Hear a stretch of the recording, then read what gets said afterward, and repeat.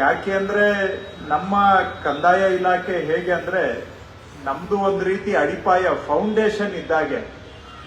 ಮೇಲೆ ಈ building foundation ಅಲ್ಲಿ ಏನಿದೆ ಏನು ಬದಲಾವಣೆ ಆದ್ರೆ ಯಾರಿಗೂ ಕಾಣೋದಿಲ್ಲ. ಆದ್ರೆ ಫೌಂಡೇಶನ್ ಮೇಲೆ ಸ್ಟ್ರಕ್ಚರ್ ನಿಂತಿರುತ್ತೆ. ಸೊ ಕಂದಾಯ ಇಲಾಖೆ ಆಡಳಿತಕ್ಕೆ ಒಂದು ರೀತಿ ಅಡಿಪಾಯ ಇದ್ದಾಗೆ, ಬ್ಯಾಕ್ ಬೋನ್ ಇದ್ದಾಗೆ, ಫೌಂಡೇಶನ್ ಇದ್ದಾಗೆ. ನಾವು ಒಂಥರ ಈ ಸರ್ಕಾರದ ಸ್ಪೈನ್ ಇದ್ದ ಹಾಗೆ, ಬೆನ್ನೆಲುಬು ಇದ್ದ ಹಾಗೆ.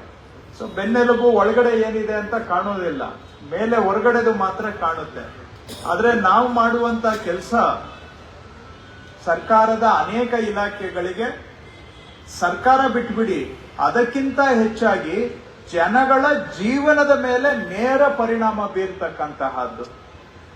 ಆ ರೀತಿಯ ಒಂದು ಕೆಲಸ ನಮ್ಮ ಇಲಾಖೆಯಲ್ಲಿ ಆಗುತ್ತೆ. ಆದ್ರೆ ಒಂದೊಂದು ಬಾರಿ ಕಣ್ಣಿಗೆ ಕಾಣುತ್ತೆ, ಒಂದೊಂದು ಬಾರಿ ಕಾಣೋದಿಲ್ಲ. ಇವೆಲ್ಲ ನಾವು ಮಾಡುವಂತ ಕೆಲಸಗಳು. ಸರ್ವೇದು ಕೂಡ ಆ ರೀತಿಯಲ್ಲೇ. ಈಗ ಅವರು ಮಾತಾಡ್ತಾ ಆಗ್ಲೇ ಯಾರಾದ್ರೂ ಗಮನಿಸಿದಿರೋ ಇಲ್ವೋ, ಯಾರು ಕೂಡ ಇವತ್ತು ಯಾವ ಸರ್ಕಾರಿ ಕಾರ್ಯಕ್ರಮದಲ್ಲೂ ಯಾವ ಕಾರ್ಯಕ್ರಮದಲ್ಲಿ ಕೇಳಿದೀರಾ 1803ನೇ ಇಸ್ವಿ ಬಗ್ಗೆ ಚರ್ಚೆ ಆಗೋದು ಎಲ್ಲಾದ್ರೂ ಕೇಳಿದೀರಾ? ಆದ್ರೆ ನಮ್ಮ ಇಲಾಖೆಯಲ್ಲಿ ಎಲ್ಲ ಹಾಗೇನೆ 1800 ಆವಾಗ್ಲಿಂದಾನೇ ನಮ್ದು ಇತಿಹಾಸ ಆರಂಭ ಆಗಿದ್ದು, ಅಲ್ಲಿಂದ ಇಲ್ಲಿವರೆಗೆ ಮುಂದುವರಿಸ್ಕೊಂಡು ಬಂದಿರತಕ್ಕಂತಹದ್ದು. ಈ ಭಾರತದಲ್ಲಿ ಒರಿಜಿನಲ್ ಸರ್ವೆ ಆಗಿದ್ದು 1800ರಿಂದ ಅಂದ್ರೆ ಹೆಚ್ಚು ಕಮ್ಮಿ 1830ರಿಂದ ಆರಂಭ ಆಗಿ 1870, 80, 90ರವರೆಗೆ ಒರಿಜಿನಲ್ ಸರ್ವೆ ಆಗಿದ್ದು. ಕೆಲವು ಕಡೆ 1900ರಲ್ಲಿ ನಿಧಾನವಾಗಿ ಮಾಡಿದ ಉದಾಹರಣೆಗಳು ಇದಾವೆ. ಅಲ್ಪ ಸ್ವಲ್ಪ ರೀಸರ್ವೆ 1967ರಲ್ಲಿ ಆಗಿದೆ. ಅದಾದ್ಮೇಲೆ ರೀಸರ್ವೆನು ಕೂಡ ದೇಶದಲ್ಲಿ ಎಲ್ಲೂ ರಾಜ್ಯದಲ್ಲಿ ಮಾಡಲಿಕ್ಕೆ ಆಗಿಲ್ಲ. ಈ ನಮ್ಮದು ಬದಲಾವಣೆ ಏನು ನಾನು ಹೇಳ್ತಾ ಇದ್ದೆ ಅಂದ್ರೆ, ಇಲ್ಲಿ ಅವರು ಡಿಸ್ಪ್ಲೇ ಮಾಡಿದ್ದಾರೆ, ಚೈನ್ ಇಟ್ಟಿದ್ದಾರೆ, ಮತ್ತೆ ಮೆಜರಿಂಗ್ ಡಿವೈಸಸ್ ಇಟ್ಟಿದ್ದಾರೆ.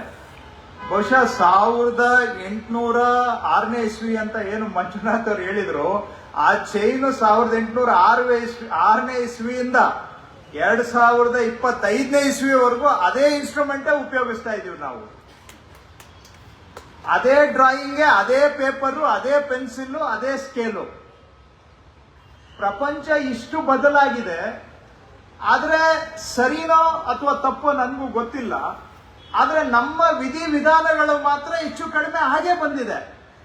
ಮಧ್ಯದಲ್ಲಿ ಸ್ವಲ್ಪ ಥಿಯೋಡೋಲೈಟ್ ಅಂತ ಅವರು ಹೇಳಿದ್ರು. ಅದಾದ್ಮೇಲೆ DGPS ಅಪರೂಪದಲ್ಲಿ ಅಲ್ಲೊಂದ್ ಕಡೆ ಇಲ್ಲೊಂದ್ ಕಡೆ ಬಳಸಿದೀವಿ ಬಿಟ್ರೆ, ಇನ್ನ 95% ನಮ್ಮ ವರ್ಕು 1800ನೇ ಇಸ್ವಿಯಲ್ಲಿ ಹೇಗೆ ನಡೀತಾ ಇತ್ತು ಇವತ್ತಿಗೂ ಕೂಡ ಶತಮಾನಗಳು ಕಳೆದು ಹೋಗಿದ್ರು ಬದಲಾವಣೆ ಕಡಿಮೆ ಆಗಿದೆ. ಸ್ವಲ್ಪ ಸ್ವಲ್ಪ ಬದಲಾವಣೆ ಆಗಿದೆ. ಆದ್ರೆ ಈ 200 ವರ್ಷದಲ್ಲಿ ಪ್ರಪಂಚದ ಮುಖವೇ ಬದಲಾಗೋಗಿದೆ. ಪ್ರಪಂಚದ ಅಂತರಾಳವೂ ಬದಲಾಗಿ ಹೋಗಿದೆ. ಮನುಷ್ಯನ ಗುಣ, ನೇಚರ್ ಆಫ್ ಹ್ಯೂಮನ್ ಚೇಂಜ್ ಆಗಿ ಹೋಗಿದೆ. ಆದ್ರೆ ನಮ್ಮ ಇಲಾಖೆಯಲ್ಲಿ ಕೆಲಸ ಮಾಡುವಂತ ರೀತಿ ನೀತಿಗಳು ನಾನು ತಪ್ಪು ಅಂತ ಹೇಳೋದಿಲ್ಲ ಅಥವಾ ಸರಿ ಅಂತಾನೂ ವಾದ ಮಾಡೋದಿಲ್ಲ. ಆದ್ರೆ ಏನೋ ಹಾಗೆ ಮುಂದುವರ್ಕೊಂಡು ಬಂದಿದೆ. ಆದ್ರೆ ಕಾಲಕ್ಕೆ ತಕ್ಕ ಹಾಗೆ ಬದಲಾವಣೆ ಆಗಬೇಕು. ಯಾಕೆ ಆಗಬೇಕು? ಈ ಮ್ಯಾನ್ಯುವಲ್ ಬೇಕು ನಾವೆಲ್ಲರೂ ಅಂತ, ಅದು ಒಂದ್ ಕಡೆ ನಿಜವೂ ಹೌದು, ನಾನು ನಂಬ್ತೇನೆ. ಆದ್ರೆ ಅನಾವಶ್ಯಕವಾಗಿ ಮ್ಯಾನ್ಯುವಲ್ ಲೇಬರ್ ಮಾಡೋದು ಇದೆಯಲ್ಲ, ಇದು ಎಲ್ಲ ಒಂದು ಕಡೆ ಉಳಿಗಮಾನ ಪದ್ಧತಿಯ ಮನೋಸ್ಥಿತಿಯ ಪ್ರತಿಬಿಂಬ ಆಗ್ತದೆ.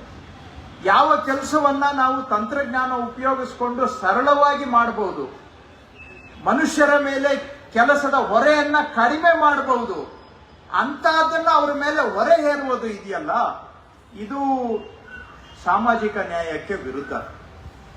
ಇವತ್ತು ನಮ್ಗೆ ತಂತ್ರಜ್ಞಾನ ಲಭ್ಯ ಇದೆ, ಆದ್ರೂ ಕೂಡ ಬಾಂದ್ ಜವಾನ ಚೈನ್ ಹಿಡ್ಕೊಂಡು ಒಂದು ಪಾಯಿಂಟ್ ಇಂದ ಇನ್ನೊಂದು ಪಾಯಿಂಟಿಗೆ ಹೋಗ್ಬೇಕು. ಸರ್ವೇಯರು ಕೂಡ ಚೈನ್ ಹಿಡ್ಕೊಂಡು ಒಂದ್ ಕಡೆ ಸರ್ವೇಯರ್ ನಿಂತ್ಕೋಬೇಕು, ಇನ್ನೊಂದ್ ಕಡೆ ಬಾಂದ್ ಜವಾನ್ ನಿಂತ್ಕೋಬೇಕು.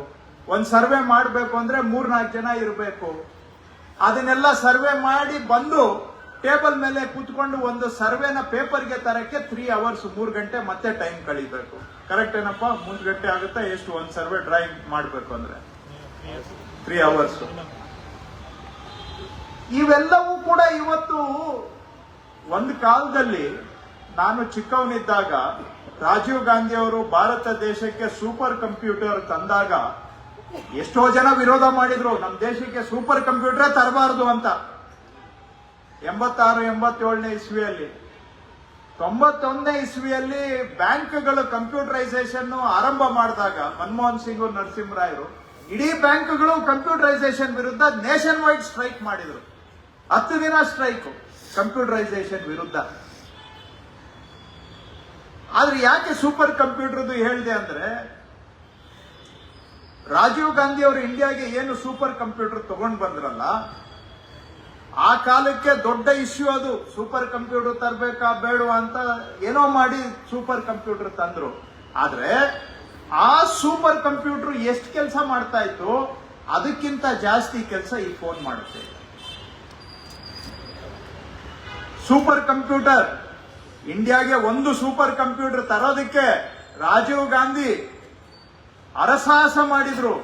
ಅರಸಾಹಸ ಮಾಡಿ ತಂದಂತ ಒಂದು ಸೂಪರ್ ಕಂಪ್ಯೂಟರ್ಗಿಂತ ಈ ಫೋನ್ ಜಾಸ್ತಿ ಕೆಪಾಸಿಟಿ ಇದೆ, ಅದಕ್ಕಿಂತ ಕೇಪಬಲ್ ಇದೆ. ಇವತ್ತು ಇಷ್ಟು ಕಾಲ ಬದಲಾಗಿದೆ. ಎಷ್ಟರಲ್ಲಿ?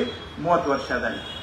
ಹೀಗಿರುವಾಗ, ಇಷ್ಟೊಂದು ತಂತ್ರಜ್ಞಾನ ನಮ್ಮ ಕಣ್ಣು ಮುಂದೆ ಇರುವಾಗ, ಕೈಗೆಟುಕುವ ಅಂತರದಲ್ಲಿ ಇರುವಾಗ, ನಾವು ಇವೆಲ್ಲ ಹಳೇ ಪದ್ಧತಿಗಳಲ್ಲಿ ಮ್ಯಾನ್ಯುವಲ್ ಲೇಬರ್ ಇಟ್ಕೊಂಡು ಜನ ಸಿಗ್ತಾರೆ ಅಂತೇಳಿ ಅವ್ರ ಕೈಲಿ ಈ ರೀತಿಯಾಗಿ ಅನಾವಶ್ಯಕವಾಗಿ ದುಡಿಸೋದು ಸರಿನಾ?